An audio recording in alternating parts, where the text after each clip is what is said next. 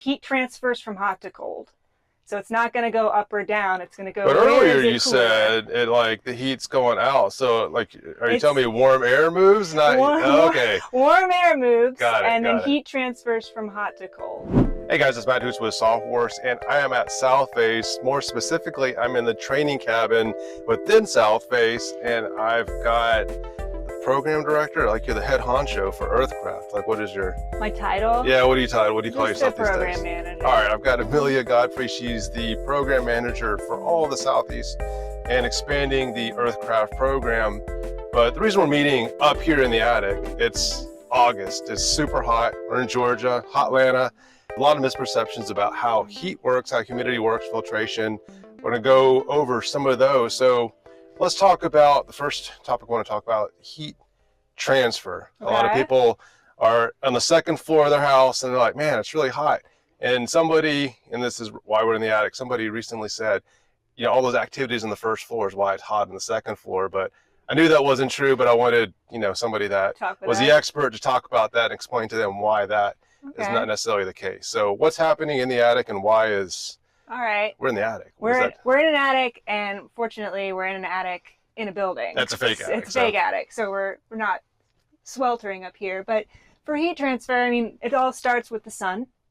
So it's, you know, we get a lot of sun in the summer, which is a good thing. We like being outside, but it's going to make our roof hot, and our roof's going to get really hot, and it's going to transfer its energy to the framing, and it's also going to radiate its heat everywhere within here. This is an enclosed space, so it's going to get really hot. Even with attic ventilation, it's going to get really hot, and it's going to have these are ductwork up here. This is our training cabin, so we like to show kind of the problems that we face with residential construction. These aren't particularly well insulated. And then our method for slowing the heat transfer into our living space is the insulation, which you can kind of say it's not wonderful.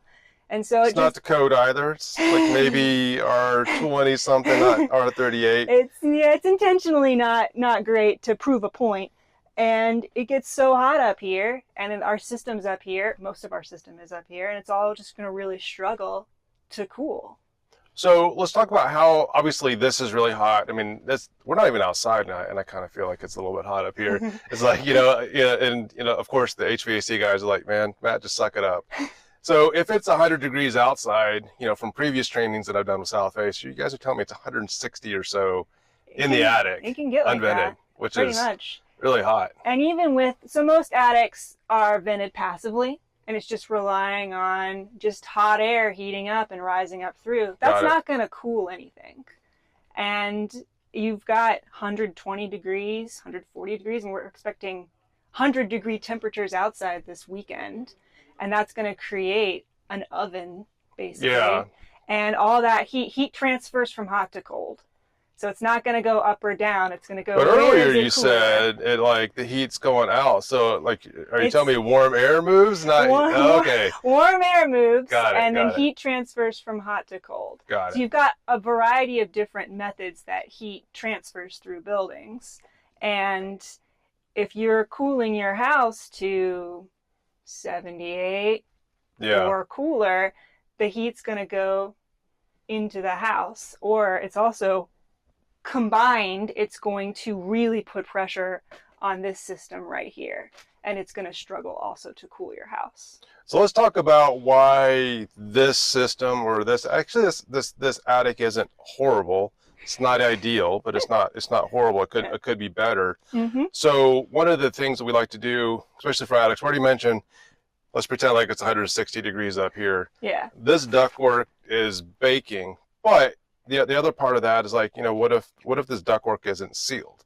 Then you're losing some energy to the attic, but also on the return side, you're sucking some of that hot air. Yes, you are. In from that. And I guess, the defense from the attic to the main house is this insulation, but if you have gaps in the insulation, it's not necessarily working. And also like holes and things like that. What do you see on some of the tests that you guys usually do in attics, and like why are homeowners typically uncomfortable on the second floor? Usually it is going to be, like you talked about, poor insulation. If you've got insulation that's like compressed or if it's missing, that's going to be a hot heat transfer location. You can't increase the R value by compressing it? Doesn't work that way? Depends on the material. Got it. But for insulation like what you normally see in an attic, a blown-in fibrous insulation, when you compress it, it's not going to work. And again, so heat transfer, hot to cold, and it follows the path of least resistance. So if you've got a bunch of missing insulation or it's compressed, that's going to be where you've got hot zones. And then kind of what you talked about, every time that there is a hole cut in the ceiling for can lights or your HVAC ductwork or ceiling fans, any kind of hole, that's going to be air leakage movement. Yep. And all that hot air is in the attic, and also the heat in the attic, it's going to transfer into that living space. It seems small, but when you add all of that up over the entire surface of your attic, you've got a lot of areas for heat transfer, and it's going to make your living space uncomfortable. Oh, absolutely. Uncomfortable. Well, let's talk about some ways to avoid it. Obviously, there's two different scenarios. One, you're in the planning phase. We can avoid this mess altogether by doing what? We can just change the building enclosure envelope, whatever the cool kids are calling it these days. We can. That's pretty popular, is to just insulate your roof line. Okay. And by putting the insulation up here, now you're slowing your heat transfer pretty much at the source. Got it. And you're bringing all of this space, now it's going to be conditioned space. And your ductwork, it's going from 120 degree space to now what, like 80 maybe? 80 yeah. in a worst case scenario. Or if it's actual living space, it's whatever you're conditioning it Exactly. to. And you're sealing up, like all those little holes don't matter anymore because everything's here. And so that's one way, and that's a popular way. And then the sort of, you've got an existing house and you're not doing anything with your attic. It's called just a home performance, remove all the insulation, pull it all back, seal everything. Yep. And then put down a new layer of insulation that's properly installed with complete coverage, and you'll see a big difference.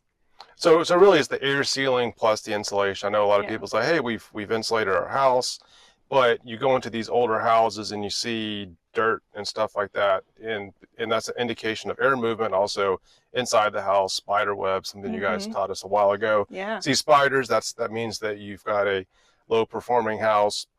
So I guess the opportunities that I'm trying to help educate homeowners with, and I talked to Chris Lummer-Giddens with LG Squared, and he mentioned that, when you're working on the outside of the house, so if you have a new roof, you don't want to tear your roof off to insulate the roof line, especially if you're insulating on the outside. But there's opportunities from the outside if you've made a lot of improvements on the inside. Those are the opportunities, like when you're replacing siding, windows, roof line, to kind of bring that building envelope out. But again, you're not going to do a deep energy retrofit if you've already replaced that. You've got that sunk cost already. Yeah. I mean, it's what I try to tell people is that what are your priorities and what is your budget, and then work within that. Because there's all these different ways that you can improve comfort of your home, either through let's just start fresh, or let's just make small changes. And a lot of people, I mean, an attic's not a comfortable place to be. No. So it can be daunting to think about spending time up here and like, where do you start and what do you do? And sometimes it's just easier to hire a professional, but then you need to know how to find a professional that's going to do what you need. It's a misconception that, just add insulation and you're going to fix the problem. It depends on the insulation. If you've got a fibrous insulation like fiberglass or cellulose, all those do is just move. They just slow air. Exactly. They're not going to stop that air movement. And heat transfer, it's going to occur through three big ways, like air movement, actual hot surfaces in contact with each other, or hot surfaces in line with each other. Convection, conduction, and radiation. All right. Yeah. And so you're trying to combat all three of those while in an attic in particular, it starts at the top to then help make your living space more comfortable. So basically, if you have an existing house, there's opportunities there for many different ways of doing it. New construction, I mean, for us, even if we're doing a major retrofit, we try to keep the ductwork and the HVAC within conditioned space. Not only is that good for the equipment, but also the homeowner doesn't really want to crawl into areas that are not conditioned. It's like, who knows what other kind of wildlife you're going to find in there. So, all right, well, I appreciate the lesson on physics and heat transfer. And these are now to find out more about Southface. You guys are, it's at Southface on YouTube, but you guys also have courses and whatnot for builders and consumers and whatnot to learn about these kind of things. So yes, and we have webinars on building science on our website that are free. If you want to learn about specifically heat transfer, moisture transfer, ventilation, those sort of core topics of building science, they're on our website, and you can just watch them for free. Got it. Well, I want to thank Amelia for sharing all this information. They have all the information on their website. And remember, when you're doing these things, you need to look at the whole house together. Southface does a really good job educating builders. So if you don't have a builder that has gone through these programs, make sure they did get educated. Or you as a consumer, if you want to know what to tell your builder, you can also take these classes. They don't stop people from watching the free classes or even doing some of the paid classes. And what we recommend is having a whole plan, doing it all at the same time. Or if you're a DIY person, we'll talk about how to do it in phases where it makes sense, where you're not necessarily doing it once and tearing it out and whatnot. So, all right, thanks again, guys, and see you guys next time.